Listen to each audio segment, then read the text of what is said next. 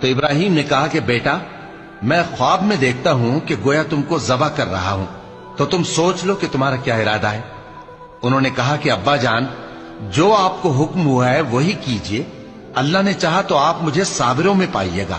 اس طرح جب دونوں نے حکم مان لیا اور باپ نے بیٹے کو ماتھے کے بل لٹا دیا، تو ہم نے ان کو پکارا کہ اے ابراہیم، تم نے خواب کو سچا کر دکھایا، ہم نیکوکاروں کو ایسا ہی بدلہ دیا کرتے ہیں۔ بلا شبہ یہ کھلی آزمائش تھی، اور ہم نے قربانی کے ایک بڑے جانور سے ان کا یعنی اسماعیل کا فدیہ دیا، اور پیچھے آنے والوں میں ہم نے ابراہیم کا ذکر خیر باقی رکھا کہ ابراہیم پر سلام ہو، نیکوکاروں کو ہم ایسا ہی بدلہ دیا کرتے ہیں۔ بے شک وہ ہمارے مومن بندوں میں سے تھے۔